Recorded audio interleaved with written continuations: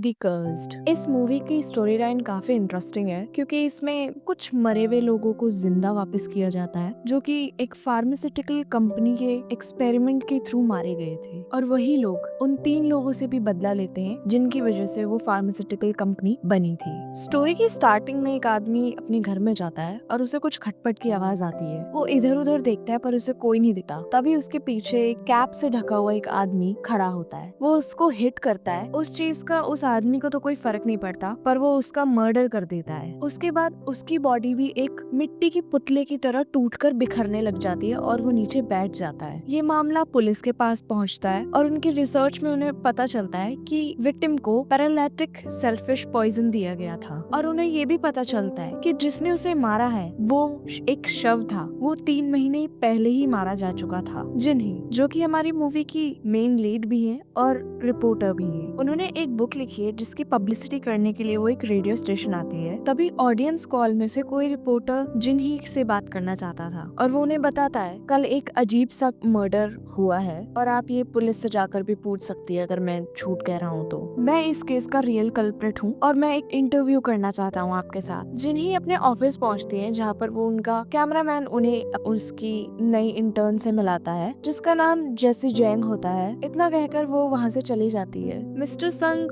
जिन्ही को उस केस के बारे में पूरी जानकारी देते हैं। जिन्ही किलर की शक्ल देखकर तो हैरान ही हो जाती है। उन लोगों को किलर के हाथ पर एक साइन दिखाई देता है जिसमें जिन्ही बताती है कि ये तंत्र मंत्र करने के लिए ऐसे साइन का यूज किया जाता है। जिन्ही के हस्बैंड, जो कि वो भी एक ऑफिसर थे, वो अपनी वाइफ को इस केस से दूर रहने के लिए कहते हैं और कहते हैं कि तुम फिर से खतरे में पड़ जाओगे पिछली बार की तरह। उन दोनों की काफी ज्यादा बहस चलती है कि मुझे ये इंटरव्यू करने दो। तभी जिन्ही के हस्बैंड मान जाते हैं और कहते हैं ठीक है, पर मेरी एक पुलिस फोर्स तुम्हारे साथ रहेगी। उन्हें इस केस से रिलेटेड एक वीडियो भी मिलती है जिसमें एक लड़की तंत्र मंत्र की विद्या कर रही होती है, जो कि और कोई नहीं सोजिन होती है। जिन्ही याद करती है कि सोजिन उसे कैसे बताती थी कि मैंने एक चुड़ैल को मारा है और वो किस तरह से बुरी आत्माओं से लड़ती थी जिनका नाम चाइनीज लेटर्स में लिखा होता था। उस दिन जिन्ही के ऊपर एक कॉर्प्स का अटैक होता है। उतने में ही सोजिन उस पे अपना कंट्रोल कर देती है और वो अपने हाथ पैरों को अपने आप ही तोड़ने मरोड़ने लग जाता है। आज का इंटरव्यू काफी इम्पोर्टेंट था क्योंकि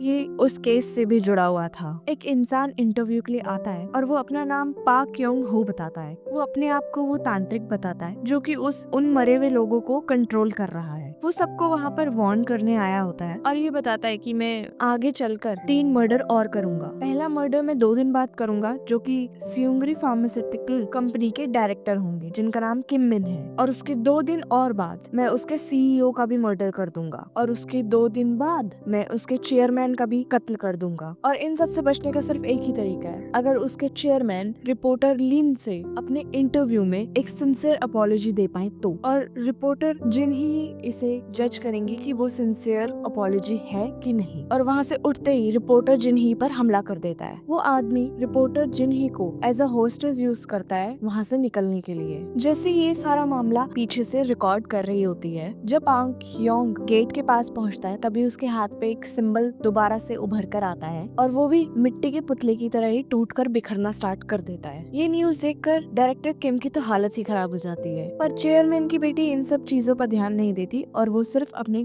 कंपनी के शेयर्स पर ध्यान देती है। रिपोर्टर जिन्ही को प्रोफेसर जोंगहून से पता चलता है कि इस टाइप का टैटू सिर्फ एक ही देश में पाया जाता है और वो है इंडोनेशिया। इंडोनेशिया में काफी ऐसे तांत्रिक हैं जो कि काला जादू करते हैं। वो लोग अपने तंत्र मंत्र को मिट्टी में मिलाकर फूंकते थे, इसीलिए जो मरे हुए शव होते थे वो बाद में मिट्टी के टुकड़ों की तरह गिरते थे। मिस्टर संग एक कैदी के पास कुछ इन्फॉर्मेशन के लिए आए होते हैं और वो उससे वादा भी करते हैं कि मैं तुम्हारी सजा कुछ कम भी करवा सकता हूँ। वो उसी फार्मास्यूटिकल कंपनी के बारे में जानना चाहते थे जिसके डायरेक्टर, चेयरमैन और सीईओ तीनों का कत्ल होने वाला है। वो कैदी बताता है कि उस कंपनी को अपने न्यू ड्रग को और अच्छा बनाने के लिए और अच्छी उसमें रिसर्च करने के लिए कुछ ट्रायल्स की जरूरत थी, जिसके लिए उन्होंने कुछ लोगों को बुलाया था। मिस्टर संग उससे पूछते हैं तुमने उन्हें कितने लोग लाकर दिए थे? तभी वो कहता है मैंने उन्हें 10 लोग लाकर दिए थे, वो भी हर एक ग्रुप के, और 10 ग्रुप थे, यानी कि मैंने उन्हें पूरे 100 लोग बुला कर दिए थे। इधर दूसरी तरफ डायरेक्टर किम को मारने के लिए वही कॉर्प्स की सेना वहाँ पे आ खड़ी होती है। उन कॉर्प्स को रोकने के लिए पुलिस अपनी पूरी जी जान लगाती है, पर वो उन्हें रोक नहीं पाती। वो जैसे तैसे उस बिल्डिंग के अंदर घुस जाते हैं और पुलिस वाले डायरेक्टर किम और उनके साथ सीईओ को भी वहाँ से ले जाते हैं। यहाँ पर भी कॉर्प्स उनका पीछा नहीं छोड़ते हैं। वो लोग बिल्डिंग से नीचे गिरकर बेसमेंट में उन लोगों का इंतजार कर रहे होते हैं। रिपोर्टर जिन ही उन लोगों की मदद करती है और डायरेक्टर किम और सीईओ को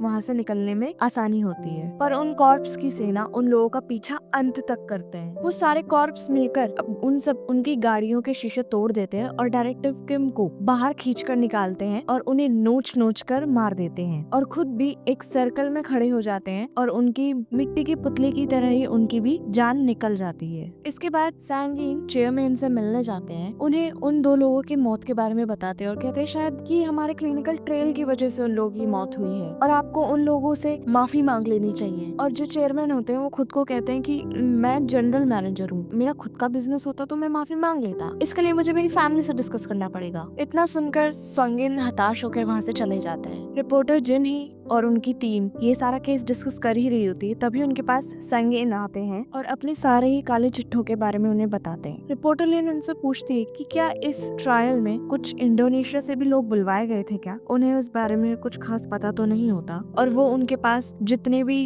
डॉक्यूमेंट्स थे उससे रिलेटेड वो उनके पास लाए होते हैं और अपने आप को भी रिस्पॉन्सिबल बताते हैं कि इन सब में जितना भी कुछ हुआ है उसमें मेरा भी हाथ था। रिपोर्टर जिन ही पूछती है कि चेयरमैन माफी मांगेंगे, तभी वो कहते हैं कि नहीं, जब तक उनकी बेटी उनसे कुछ करने को ना कहे वो कुछ नहीं करते। जिन ही याद करती है और उन्हें बताती है कि जहाँ पर वो सारे लोग मरे थे वहाँ की मिट्टी और उस तांत्रिक के ब्लड को मिलाकर कोई क्ले स्कल्पचर बनाया जाए तो मरे वो लोग जिंदा हो सकते हैं। और वो सारे के सारे अपनी अपनी जगहों पर निकल जाते हैं, जिसमें जिन ही उस कंपनी के अंदर जाती है जहाँ पर उन लोगों का ट्रायल हुआ था और मिस्टर संग उन लोगों की इन्फॉर्मेशन निकालने के लिए गए थे जो वहाँ पर ट्रायल के लिए बुलाए गए थे। जिन ही उस बिल्डिंग में पहुंच जाती है और एक गेट के पीछे देखती है कि वहाँ पर कुछ ज्यादा ही बड़े बड़े सिंबल्स बने हुए हैं। वो उस पर इतना ज्यादा ध्यान नहीं देती और बिल्डिंग के ऊपर जाने लगती है। तभी उनका सामना एक कॉर्प्स से होता है जिसे तो वो गोली मारकर रोक देते हैं और थोड़ी देर बाद वहाँ पर ही बहुत सारे कॉर्प्स उनकी तरफ भागते हुए आते हैं। एक कॉर्प जिन्ही की गर्दन पकड़ लेता है और उनका गला घोटना शुरू कर देता है। उतने में सोजिन वहाँ पर भागती हुई आ जाती है। वो अपने तंत्र मंत्र से उस कॉर्प के हाथ पैर मोड़ देती है और वो वहाँ से भाग जाते हैं। सोजिन एक कमरे में तंत्र मंत्र करके खुद को छुपाने के लिए एक स्पेल बोता जमीन पर बनाती है और वो उससे थोड़ी देर के लिए गायब भी हो जाते हैं, पर इतना काफी नहीं होता। सोजिन बाहर जाती है और उन सबको अपने तंत्र मंत्र से रोक देती है।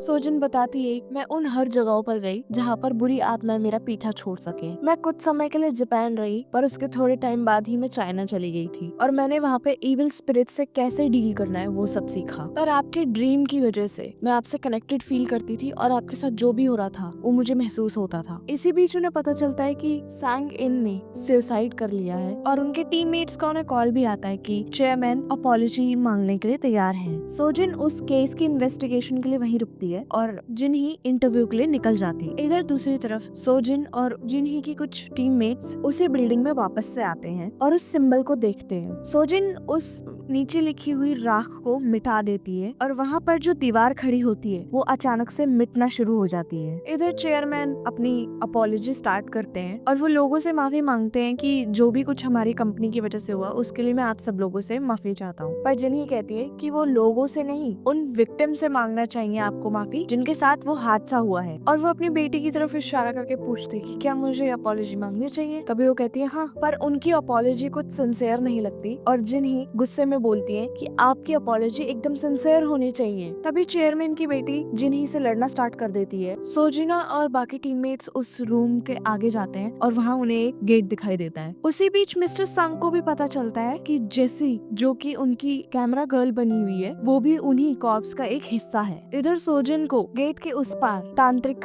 दिखाई देता है जिसकी एनर्जी इतनी पावरफुल होती है कि उसके आसपास की चीजें साफ साफ दिखाई भी नहीं दे रही होती। तभी जेसिका चेयरमैन पे चिल्लाती है और कहती है, मैंने कहा एक सिंसियर अपॉलॉजी होनी चाहिए, और उन्हें मारने के लिए आगे बढ़ जाती है। सोजिन की टीम पूरी की पूरी स्पेल में अटकी हुई होती है और सोजिन अपने आप को बड़ी मुश्किल से आगे ले जाने की कोशिश करती है। इधर जैसी चेयरमैन के सारे आदमियों से लड़ाई कर ही रही होती है कि सोजिन के पास भी कॉर्प्स पहुंच जाते हैं और वो उनसे जैसे तैसे अपना पीछा छुड़वाती है और उस तांत्रिक के करीब पहुंच ही गई होती है कि जैसी भी उस चेयरमैन के बिल्कुल पास ही पहुंच जाती है और उसे मारने के लिए अपना हाथ आगे ही बढ़ाती है कि वो भी मिट्टी के उस पुतले की तरह ही टूटकर बिखरने लग जाती है, क्योंकि सोजिन उस तांत्रिक को अपने हाथों की मदद से रोक चुकी होती है। इधर चेयरमैन की बेटी उनके ऑफिस में आती है और जेसी की हाथ की उंगली को तोड़कर टिश्यू पेपर में रख लेती है और अपने पापा के चेहरे को पोंछने का ड्रामा करती है और उसी बीच उसके नाखून से एक कट लगा देती है जिसकी वजह से उसके फादर की डेथ हो जाती है और पुलिस वालों के आगे ऐसा एक्ट करती है कि उसे जेसी ने मारा है। पर जिन्ही उसे बताती है कि मेरे कैमरे में सब कुछ रिकॉर्डेड हो चुका है और तुम्हारे फादर के कोट में एक माइक लगा हुआ था और ये सब चीजें लाइव रिकॉर्ड हो रही है। सोजिन जिन्ही को बताती है कि वो तांत्रिक भी एक विक्टिम ही था जो कि अपनी बेटी के लिए कुछ भी कर सकता था।